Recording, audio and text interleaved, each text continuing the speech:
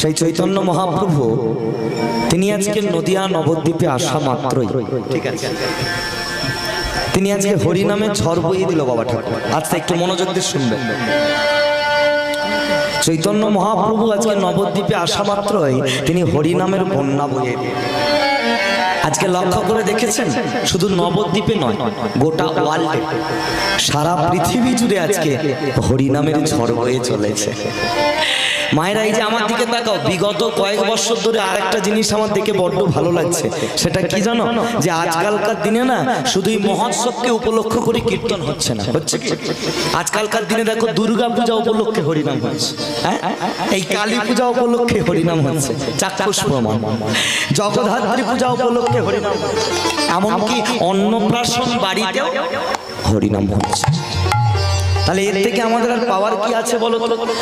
চৈতন্য মহাপ্রভু তিনি নিজেই তো চৈতন্য চরিতামৃতে পরিষ্কার করে কলম দিয়ে বললেন, পৃথিবীতে যত আছে নগরাদি গ্রাম, নগরাদি গ্রাম সর্বত্র প্রচারিত হইবে, প্রচারিত হইবে এই মধুর হরে কৃষ্ণ নাম, মধুর হরি বল হরি বল কৃষ্ণ নাম।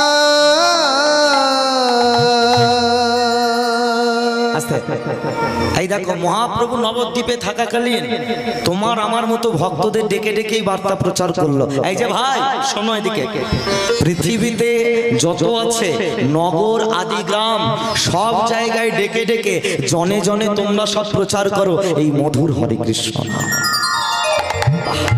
আস্তে বাবা ঠাকুর এই যে আমার দিকে তাকাও, এখানে আমি একটা ছোট্ট করে পয়েন্ট করলাম, একটু মনোযোগ দিয়ে শুনবেন। আচ্ছা এত তো সাবজেক্ট পড়ে আছে বাবা, লোকগীতি আছে, বাউল আছে, আধুনিক আছে, কি গো তাই না? আচ্ছা সব কিছুটা ছেড়ে দিয়ে এই কীর্তন গানকে কেন এত প্রাধান্য দেয়া হয়? এটা কিন্তু খুব সুন্দর একটা বিষয়।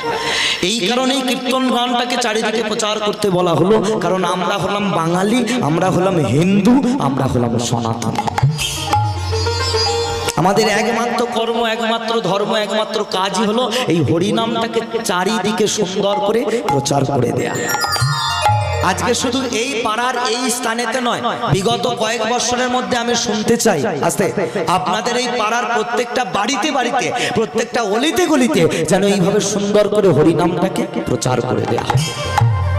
আস্তে এই যে আমার দিকে তাকাও, আর এই হরিনামটাকে যদি আমরা ঠিকঠাক ভাবে প্রচার করতে পারি না, আমাদের অবস্থাটা কেমন হবে জানো? ওই যে আমাদের পাশের দেশ বাংলাদেশ, ওই বাংলাদেশের মতো আমাদের অবস্থা হয়ে যাবে।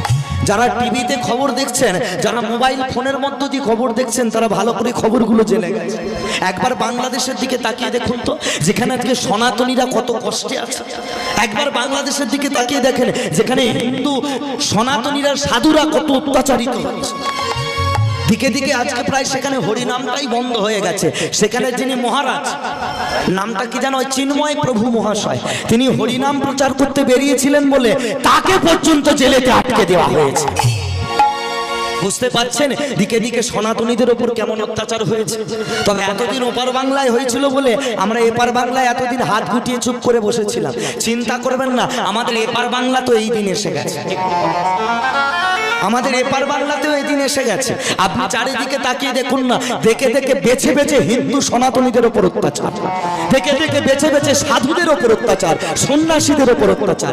তার প্রমাণ হচ্ছে আপনাদের এই মেদিনীপুর জেলা, জায়গাটার নাম হচ্ছে কেশপুর।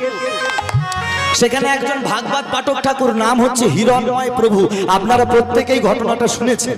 তিনি ভাগবত পাঠ শেষ করে রাত্রি তখন প্রায় 11টা থেকে 12টা বাজে, তিনি রাস্তায় একটু হাঁটা চলা করছিলেন, একটু বিশ্রাম করছিলেন। হঠাৎ করে কিছু দুষ্কৃতী দল এসে ওই পাঠক ঠাকুরের গলায় দড়ি দিয়ে টেনে দিয়েছে। এমনকি তার মাথায় ছিল জটা, জটাটাকে পর্যন্ত কেটে দিয়েছে, তার চারি অঙ্গে ক্ষত বিক্ষত করে দিয়েছে। বুঝতে পারছেন দিকে দিকে সাধুদের ওপরে অত্যাচার কেমন হচ্ছে। মনে রাখবেন, মাথায় রাখবেন, এর জন্য দায়ী কারা জানেন? আমরা, আপনারা। আজকে আমাদের দোষই আজকে আমাদের মরতে হচ্ছে। চারিদিকে কি শুরু হয়েছে একটু দেখুন তো, চিন্তা করে বলুন তো। কাশ্মীর পেহেলগাঁয়ে যে 26 জন হিন্দু সনাতনী অকালে প্রাণ দিল, তাদের কি বাবা কোনো দোষ ছিল? তারা তো আমাদের মতো সাধারণ একজন সনাতনী, তারা আমাদের মতো তো একজন কৃষ্ণের দাস। তাদের কি অপরাধ ছিল বলুন তো? দুষ্কৃতীরা এসে তাদের একবারও নাম জিজ্ঞেস করেনি, একবারও টাইটেল জিজ্ঞেস করেনি, শুধু বলেছে তুমি কি জাতিতে হিন্দু? যেই বলেছে হিন্দু, গুলিতে তাদের দেহ ঝাঁঝরা করে দিয়েছে। জানেন, একজন নবদম্পতি সবেমাত্র বিবাহ করেছিলেন, সেই ছেলেটি আর মেয়েটি কাশ্মীরে বেড়াতে গেছিল। সেই নবগৃহবধূর স্বামী তাকে জিজ্ঞেস করেছিল যে তুমি কি হিন্দু? যেই বলেছে আমি হিন্দু নয়, স্ত্রীর সামনেই তার স্বামীকে গুলিতে ঝাঁঝরা করে দিয়েছে। সেই দিন ওই নবগৃহবধূ তার স্বামীর মৃতদেহটাকে কোলে শুয়ে বসে বলেছিল, হে ভগবান, তুমি যদি সত্য হয়ে থাকো তুমি এর বিচার করো। আজকে আমার স্মৃতির সিঁদুর মুছে দিল ওরা, এই স্মৃতির সিঁদুরের দাম তোমাকে দিতে হবে। মনে রাখবেন, মাথায় রাখবেন, রাখনে বালা হি ভগবান, মারনে বালা হি ভগবান।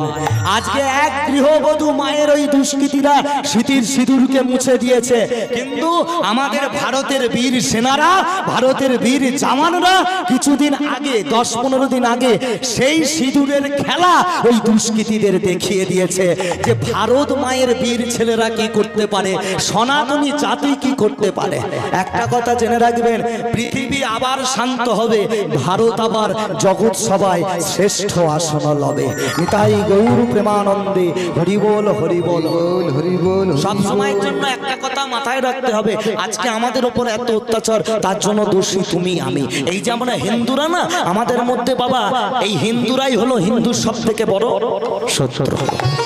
যদি না শত্রু হবে, আপনি একটা কথা চিন্তা করুন না, একটা বিধর্মী ব্যক্তিকে যদি আমি তার ধর্মের নামে গিয়ে একটা বাজে কথা বলি না, দেখবে আমাকে আঘাত করার জন্য ওই ধর্মের অন্তত 5000 লোক চলে আসবে। কি বাবা ঠাকুর আসবেনি? ব্যতিক্রম সেটা তোমার আমার ধর্মে আছে কোনোদিন? যদি থাকতো, আপনার তো দিকে দিকে মোবাইল ফোন খুললেই দেখতে পাচ্ছেন দুষ্কৃতীরা মন্দিরের ভেতরে প্রবেশ করে প্রতিমাকে ভেঙে গুড়িয়ে চুরমার করে দিচ্ছে। এমনকি প্রতিমার মুন্ডুটাকে নিয়ে ফুটবল পর্যন্ত খেলেছে। গেছিলেন আপনারা সেদিন প্রতিবাদ করতে? গেছিলাম আমি সেদিন প্রতিবাদ করতে। বাবা ঠাকুর আমরা সেদিন কেউ যায়নি। কেন বলো তো? ওই যে বললাম আমাদের মধ্যে একতা নেই।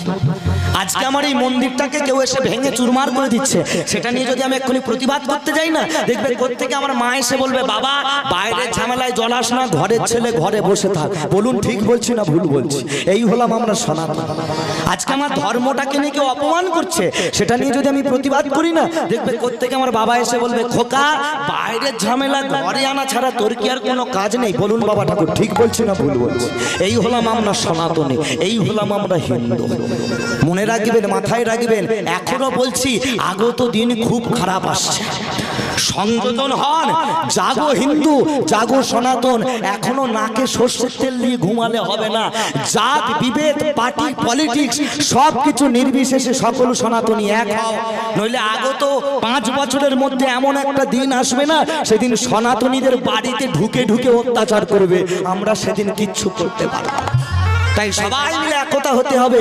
শোনো সনাতনী, যেমন তুমি এক হাতে পড়বে শাস্ত্র, তেমনি তুমি এক হাতে ধরো অস্ত্র।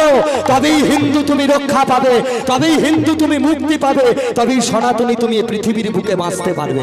নিতাই গৌর প্রেমানন্দে হরি বল, হরি বল, হরি বল। তাই চলুন আমরা যদি এখানে প্রত্যেকে সনাতনী হয়ে থাকি, প্রত্যেকে যদি আমরা হিন্দু সনাতন ধর্ম জয় চাই, সবাই মিলে একসঙ্গে আমার সঙ্গে জয়ধ্বনি দেবে। বলি একবার, রাধা মাধব কি জয়, কৃষ্ণ চন্দ্র কি জয়, কানাইয়া লাল কি জয়, নিতাই গৌর প্রেমানন্দে হরি বল, হরি বল, হরি বল।